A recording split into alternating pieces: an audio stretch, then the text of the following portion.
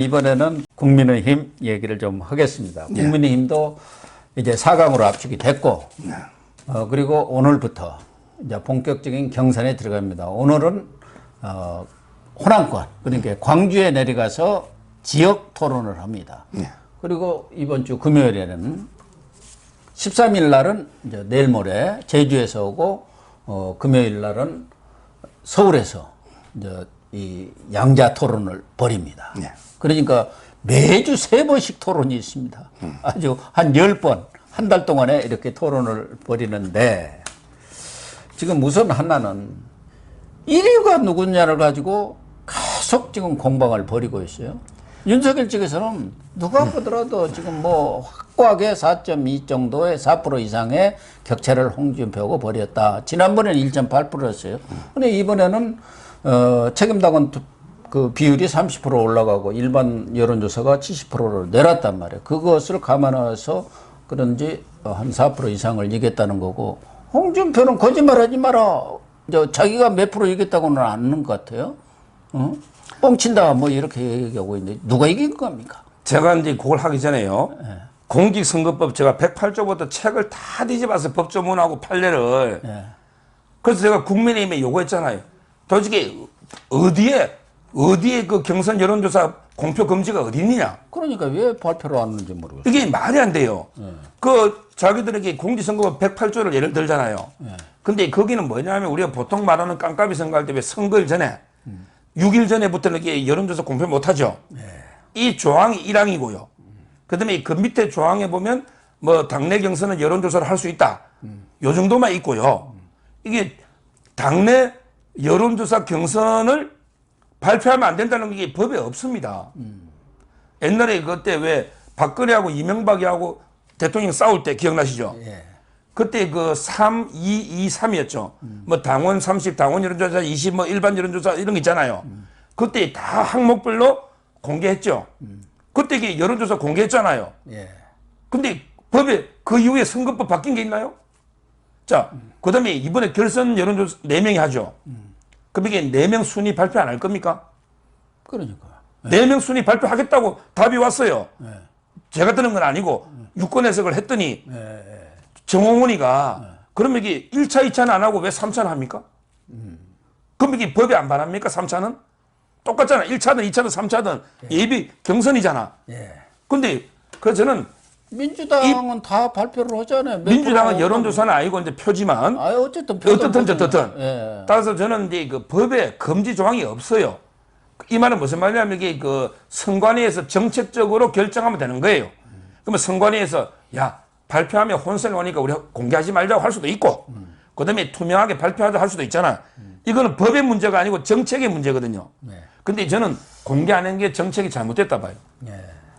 하다못해 우리 윤석열이가 사법고시 구수할 때도요, 떨어지면 야, 너 헌법 몇 점, 형법 몇 점, 근데 형소법 꽈락이야. 그래 떨어지잖아. 점수를 알려줘야 이게 떨어진 사람이 납득하죠. 지금 이게 황교안, 최재형 왜 떨어진지 점수가요. 그래서 황교안 측에서는 이게 부정선거라고 또 지금 얘기하고 있지 않습니까? 그러니까 지금 선거 부정이 있었다. 제한테 이게 송구권섭에 5개 안이 왔어요. 제한테 떠돌아다니는 시중이 5개가 왔는데 가장 믿을 만한 게 윤석열 캠프에서 보내준 게 4% 윤석열 총장이 당원에서 60% 해가 홍준표를 압도해가지고 일반 여론조사 좀 졌는데 결론적으로 이게 우리가 4% 이겼다 이게 윤 캠프에서 보내줬어요. 그렇죠. 근데 거기에 보내준 걸 봤더니 원희룡이가 3.2, 2.8 다 합치니까 한 4가 안 돼. 근데 합치니까 4이 났는데 근데 그 3명 합치고 떨어진 4명 합치니까 16이야. 이게 4등이 4가 안 되는데 떨어진 4명이 16이면 더하기가 맞습니까? 그러네요. 아니, 이게 4명이면 16이면 4가 돼야 되는데 이게 홍준표 뭐 윤석열 30, 홍준표 20 얼마 뭐 이래 하니까 나머지 떨어진 사람이 16이야. 아니 이런 이게 가짜가 뉴스가 떠돌아다니는 거예요. 그러니까. 그러면 이게 저는 일반 여론 얼마, 당원 얼마, 합산해가 얼마. 그래서 이게 1, 2, 3, 4는 누구고 떨어진 사람에게 요래 떨어지가 뭐 얼마 차로 떨어졌다. 이래야면 이게 떨어진 사람도 납득이 되잖아요. 저는 도저히 지금 공개하는 게 이해가 안 되고요. 그러면 이게 두 번째 이제 현행 추정 규정이죠. 추정 규정은 이제 그 수치는 아니라고 이게 국민의힘에서 또 발표했잖아. 윤석열이가 4% 이거는 가짜뉴스라고 했잖아요. 근데 그게 저는 가짜가 아닌가 싶기도 하고. 하여튼 지금 분명한 거는 윤석열이가 다른 캠프 쪽에서 강력히 항의를 했겠죠. 근데 가짜뉴스라고 적극적으로 하면 안 되잖아요. 그렇죠. 따라서 제가 제 생각에는 순위는 저도 제가 여러 가지 보면 윤석열, 홍준표, 유승민, 원희룡 순서는 맞는 것 같아. 근데 그 수치는 진짜 사가 차이 났는지 좀 덜 차이 났는지 그거는 이게 저도 알 수가 없잖아요. 예. 근데 제가 지적하는 거는 3명만 보는 거예요. 정홍훈하고 이게 사무총장 있잖아. 이러면 이게 과연 이게 신뢰가 가는가? 저는 실무자니 속 있을 때 이게 어떻게 되는지. 그래서 황교안 대표가 유승민께 좀 작게 반영된 것 같다고 했잖아. 3명이 많이 되고. 그러면 이게 황교안 대표가 유승민 정말 싫어하잖아요. 네. 근데 왜 유승민 편 들어주겠어요? 저는 이게 이런 부분은 김재호도 조사됐으니 철저하게 다시 한번 다 까가 조사해보고 황교안 대표가 틀렸으면 황교안 대표 정기 은퇴해야 됩니다. 이제 은퇴해야 됩니다. 왜? 4.15부터 이제 이번에 아니면 은퇴해야죠. 이번에도 또 부정 얘기를 했기 때문에. 아, 그러니까. 그 황교안 대표가 이게 그 신중한 분이 공안 전문가가 근급시 했겠습니까? 예. 따라서 저는 철저하게 로데이터 다 까가보고 만약에 아니면 황교안 대표가 책임지고 은퇴하고 진짜 이게 맞다면 선거 진짜 심각한 이런 중대한 문제가 되는 거예요. 예. 거기에서 이제 연관되는 게 윤석열 후보 측에서 어제 윤석열 후보는 여의도 선복원교회 그러니까 일요일에 예배를 갔어요. 그것은 아마 최근에 그 유승민 측에서 자꾸 제기하고 있는 뭐 그런 여러 가지 점술사 뭐 이런 것들의 의식에서 간 거 아니냐 또 왕자 논란 때문에 간 거 아니냐 이렇게 생각이 되는데 그 이전에 윤석열 후보가 SNS에 홍 선배님 우리는 깐부가 아닌가요? 아마 우리 시청자 상당수가 이 깐부가 무슨 소리야? 뭐 이런 거에 있을 수 있는데 이 깐부 얘기는 왜 나온 겁니까? 지금 깐부 논쟁이 붙었는데. 깐부 이게 제가 근데 그 넷플릭스를 가입 안 해가지고 예, 저도 못 방송을 봤습니다. 안 보니까 오징어 게임을 안 보잖아요. 예, 저도 못 그래서 이제 자료를 쭉 찾아봤죠. 오징어 게임이 이제 그 돈 몇백 걸고 막 죽게 살기로 싸우잖아. 그 오징어 게임이 그 같은 편을 깐부라고 합니다. 이게 우리 편 아니냐? 그러니까 결국에 그 전에 뭐라 했냐면 예, 홍준표가 범죄 공동체가 뭡니까 그래? 그러니까 이거는 아니잖아요. 제가 이제 4강에 저는 이제 누구 편들 생각이 없어요. 뭐 물론 이제 제가 1순위 황교안, 2순위 최재형, 3순위 윤석열이 됐으니 지금 제 주관적으로 윤석열 총장의 편을 들 수는 있겠어요. 홍준표하고 싸움에서. 그렇지만 이게 그걸 떠나서 자 우파 전체 입장에서 범죄 공동체라는 거는 말이 안 되잖아요. 예, 그건 좀 그거는 게 과했죠. 이재명한테는 범죄 공동체가 맞죠. 그거는 게 뇌물 700억이 이미 유동규하고 노잖아요. 근데 윤석열 총장은 손준성이 문제인데 그거는 이게 진짜 관련된 게 아무것도 없는 공작이거든요. 박지훈이하고 이걸 갖다가 이게 윤 총장도 이재명이처럼 이게 범죄 공동체다. 저는 이 비판이 잘못된 거 아닙니까? 그랬더니 이제 윤 총장 캠프 측의 대변인이 특히 홍준표한테 막 입을 좀 세탁해라고 막말 뭐 이런 막말하게 도지가 입을 좀 세탁해라고 한 그것도 윤 총장 캠프에서 대변인이 좀 과했죠. 네, 좀 과한 것은 있습니다. 예. 그러니까 그러다 보니까 이제 윤 총장이 그걸 질책하면서 우리는 깐부다. 이렇게 이제 화해 제스처로 아마 이런 메시지가 놓은 게 아닌가 저는 그래 봅니다. 그러니까 이것도 지금 홍준표 측에서는 윤석열 후보가 뭐 1위라고 주장할 수는 있는데 그게 뭐 4.2 얼마가 이겼고 뭐 자꾸 이렇게 하고 다니니까 거기서 이제 열을 좀 받은 것 같아요.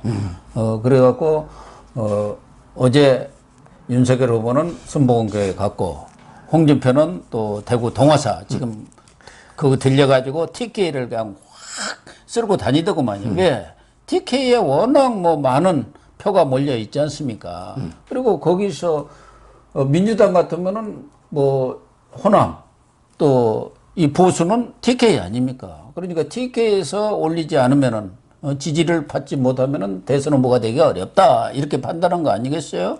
그리고 지금 당심에서 어떻게 됐든 당심에서는 윤 후보한테 엄청나게 밀리고 있고 일반 여론조사 이것도 역선택이라는 부분이 있기는 합니다만 여기서 좀 이겨가지고 1, 2위를 차지하고 있기 때문에 이 TK 쪽에 갔는데 이제 동호사 참배하고 나오는 길에 이제 기자들이 물으니까 그 윤석열 후보는 장모 부인과 함께 범죄 공동체다 이렇게 얘기를 한 거 아닙니까? 뭐 꼭 윤석열 후보만 얘기한 것도 아니고 유력 여야 대선 후보들이 다 범죄자들이고 거기에 관련된 사람들이고 그런 사람들이 지금 대통령이 되면 어떻게 되겠느냐. 이재명 대장동 사건과 사잡아서 윤석열 후보까지 공격하고 나선 것 아닙니까?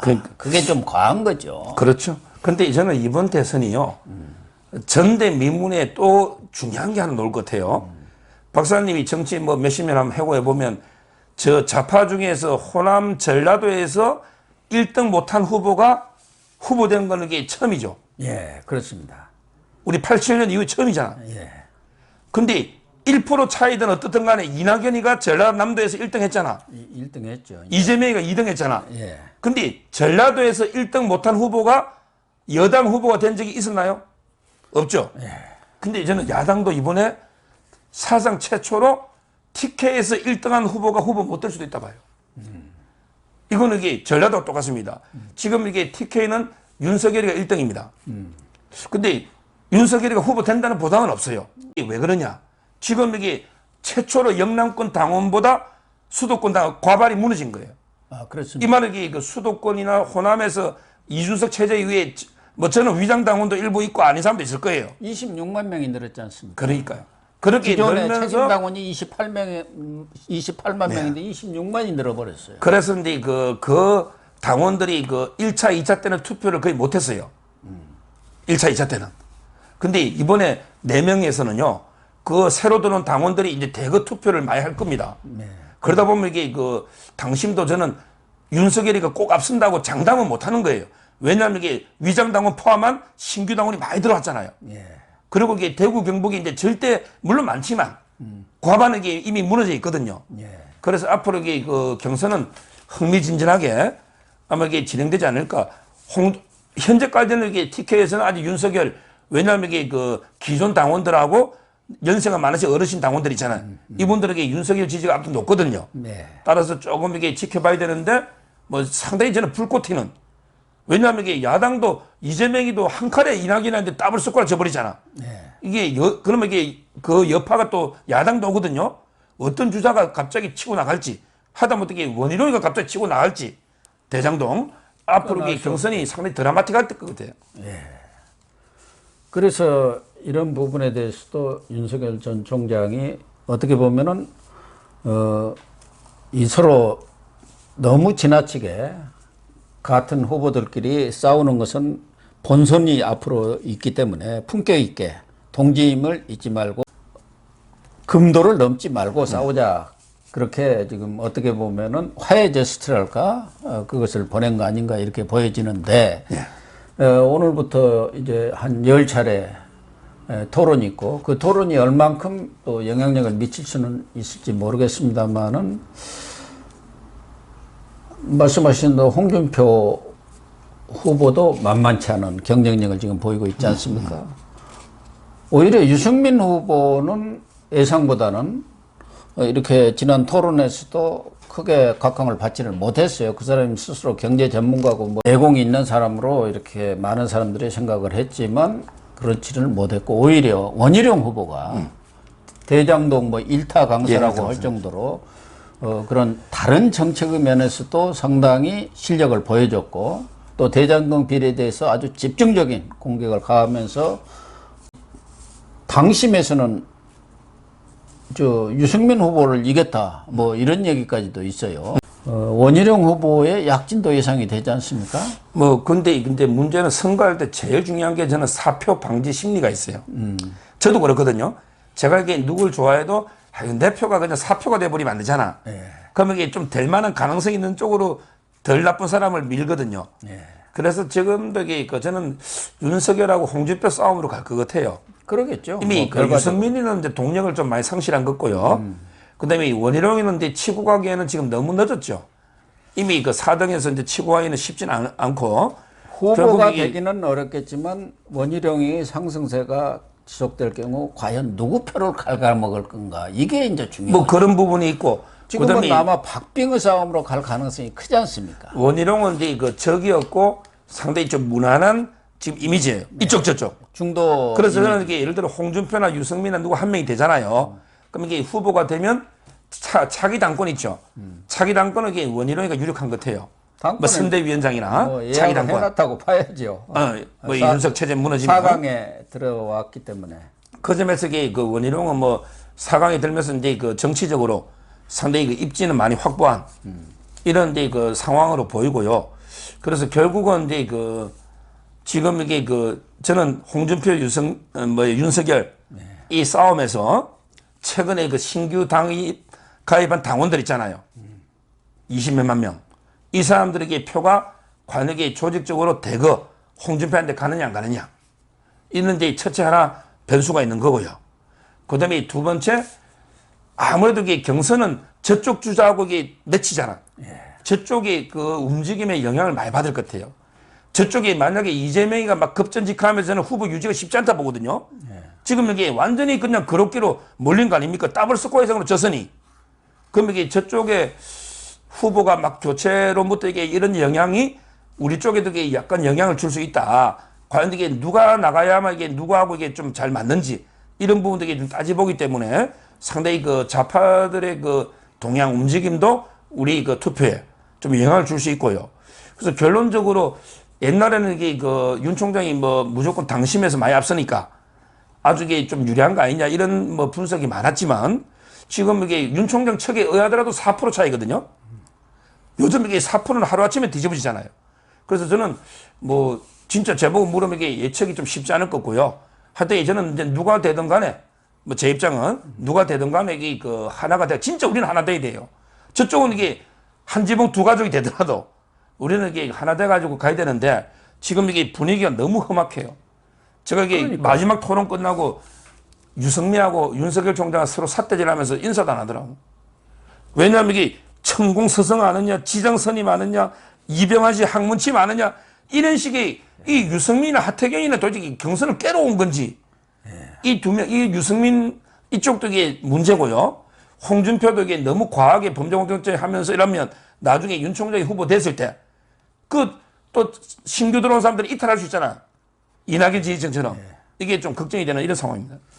그러니까 홍준표 후보도 이렇게 범죄 공동체 이렇게 하면서 윤석열 후보를 공격하면은 그게 본인한테 도움이 될 수도 있지만 되지 않을 수도 있다는 게 이번에 보여준 게 바로 그거 아닙니까? 유승민 후보가 말도 안 되는 무슨 천공 스님 아느냐 무슨 지장 어찌고 이병환 하면서 저 유승민이가 왜 졌다고야? 이런 여론이 형성이 되면서 팍 가랑진 거 아니겠습니까? 그걸 알아야 한다. 그게 좀 고품격으로 윤석열 후보 측에서 얘기한 대로 품격 있는 그런 토론이 돼야지 뭐 과도한 그런 용어라든가 공격적인 말을 가지고 그게 이제 사이다 발언이 아니라 정말 죄를 뿌리는 그런 발언들을 가지고 뭐 표를 얻겠다, 당심을 얻겠다, 민심을 얻겠다 한다면 착오인 것 같고 하나는 그런 그 새로 이번에 당원으로 가입한 한 26만 명의 표심이 어떻게 변할 건가 이것도 중요한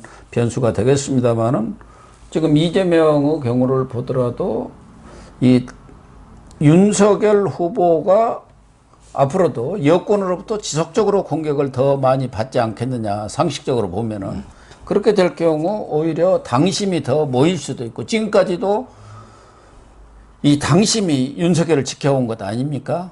또 하나는 이제 일반 여론조사에서도 전에는 역투표다, 역선거다, 뭐 역선택이다 이런 것이 있었지만 그런 부분이 지금 많이 희석이 돼버렸어요. 이미 저쪽이 이재명이가 확정이 되고 하면서 그렇기 때문에 일반 여론조사에서도 그동안 홍준표가 우세로 간다는 것 자체도 조금 이상하지 않습니까? 전체 지지율 조사 대선 후보 지지율에서는 윤석열과 홍준표가 거의 10% 이상의 차이를 벌이는데 왜 보수 후보자들만 상대로 한 그런 여론조사에서는 국민의힘의 지지층들이 홍준표를 그렇게 지지하느냐 이 문제에 대해서도 상당히 의구심이 있었고 그것이 역선택의 결과가 아니냐 했는데 그 역선택의 영향이랄까 그게 좀 많이 빠지면은 민심의 변화도 또 있을 수 있다. 여론조사에서 변화도 있을 수 있다. 그렇게 봐야죠. 예, 저도 이게 두 가지로 당심의 반영 비율이 일단 50%로 늘어나니까 그게 윤 총장한테 절대 유리한 거고요. 그다음에 이제 일반 국민 여론조사도 이제는 방식이 바뀌죠. 단순하게 적합도가 아니고 경쟁력으로 바뀌죠. 이재명하고 붙을 때 누가 유리하냐. 이렇게 바뀌면 역선택도 많이 완화되면 그럼 이게 윤 총장이 유리한 거는 사실이에요. 그렇지만 이게 제가 이제 윤 총장 포함해서 하나 쓴소리 하고 싶으면 이번 선거의 그 특징이 하나 있어요. 유력 후보 4명이 있죠. 이재명, 이낙연은 끝났지만 그다음에 윤석열, 홍준표 있잖아. 4명 중에 그 호감도가 비호감도보다 높은 사람이 한 명도 없어. 그러니까요. 그리고 또 이 역대 이런 적은 없었어요. 호감도 4명이 다 비호감도가 높아요. 이거는 이게 정말 좀 이게 되돌아보고 반성해야 되고요. 그다음에 하나만 더 지적하면 지금 이게 정권 교체 여론이 재창출보다 이게 20% 가까이 높죠. 17% 높은 것들이 많이 높죠. 근데 지금 야당 후보 홍준표 유세 다 합치면요. 정권 교체된다는 여론보다 낮아요. 그럼 이게 이재명을 더블 스코어로 압도해야 되는 겁니다. 근데 지금 엎치락 뒤치락 하잖아요. 따라서 저는 지금 이게 야당 후보들도 반성해야 될 건 반성해야 된다. 왜 비호감도가 더 높은지. 그 다음에 왜 정권 교체 욕구가 이렇게 높은데 본인들은 이게 압도하지 못하고 있는지. 이 두 가지 반성하면서 제가 윤 총장한테 하나만 말씀드리면 뭐 본인이 이게 문재인한테 탄압받는 거는 어쩔 수 없잖아요. 그건 저도 변호해주고 뭐 손준성이고 다 제만큼 변호하는 사람 어디 있어요. 근데 그 본인이 논란 일으키는 거 조심해야 됩니다. 대표적인 게 저는 이재명의 점하고 윤석열의 왕자가 똑같다 봐요. 이재명이 몸에 점하고 윤석열 손바닥에 왕자가 똑같단 말이에요. 이재명의 점은 이재명 지지자들은 에이 뭐 점이 어디 있어 안 믿죠. 근데 우리는 믿잖아. 그럼 이게 윤석열의 왕자는 윤석열을 지지하는 사람은 야 왕자 좀 새기면 어때? 지지자가 새겨준 거 토론 잘 이렇게 생각하잖아요. 근데 윤석열을 반대하는 사람들은 비호감도가 높아지는 거예요. 아니 주술적으로 이게 왕자를 세게 새겨 손가락만 씻냐? 또 김용남 대변인이 그랬잖아요. 따라서 이게 이런 부분들이 자꾸 매를 맞으면 제 말은 이게 이런 논란은 앞으로 이게 진짜 조심해야 된다. 윤 총장을 위해서 제가 진심으로 윤 총장한테 쓴소리하는 사람이 누가 있어요? 정치권에 전부 한 자리 하겠다는 캠프 사람들은 안 돼요. 박사님이나 저희처럼 정치 생각이 없고 저는 이렇게 객관적으로 우파 승리를 기원하는 사람이잖아. 이런 이게 조언을 윤 총장이 물론 저희 유튜브 보니까 정말 이게 그런 걸 들어야 됩니다. 앞으로 저는 그렇게 쓴소리를 드리는 거예요. 뭐 옳은 지적이라고 생각을 합니다. 뭐 윤 총장 측에서도 아마 그런 부분에 대해서는 이번 토론을 거치면서 상당히 나름대로 성찰을 하지 않았을까 그런 생각이 들고 이제 오늘부터 국민의힘도 본격적인 경선이랄까 경선에 들어가는 것이죠. 지금까지는 예비 경선이었다면 이제 본 경선에 사실상 국민의힘 들어가기 때문에 10월 5일까지 한 달여에 걸친 이 장기 레이스에서 누가 승자가 될 건가 이건 좀 더 지켜봐야 마지막 그 승자의 윤곽이 드러나지 않겠나 그렇게 보입니다. 저는 이게 지금도 윤 총장이 좀 유리하고 4명 중에는 제가 윤 총장을 지지합니다. 그렇지만 이게 그 지금부터 말 한마디는 이제까지 말 실수하고 틀려요. 전혀 다르죠. 물론 이게 좌파들이 뭐 공격이라 봅니다. 저는 1일 1망은 어쩌고저쩌고 하는데 근데 이제부터 진짜 윤 총장이 실수 한마디 놓으면요. 4명이다 보니까 엄청나게 부각되고요. 저쪽에 파상적인 공세가 옵니다. 진짜 저는 이제까지 토론 자세와 다르게 정말 신중하고 절제되면서도 이게 품격 있는 이런 게 토론 준비를 하면서 제대로 해야 된다. 이 조언을 드리는 거예요. 그리고 1대1 토론이 벌어지고 있기 때문에 경우에 따라서는 토론이 좀 격렬해질 수도 있는데 너무 상대방에 대해서 뭐 네거티브라든가 또 정권 교체를 위해서 한 팀이 되는데 저해가 되는 그런 발언들은 이번에 홍준표 후보가 이야기한 것처럼 윤석열 총장은 뭐 범죄 공동체다라든지 이런 발언들은 좀 서로 자제를 해주는 게 토론의 품격도 높이고 국민들의 관심도 끌 수 있는 비호감도로 줄일 수 있는 그런 방안이 아닌가 이렇게 생각을 합니다.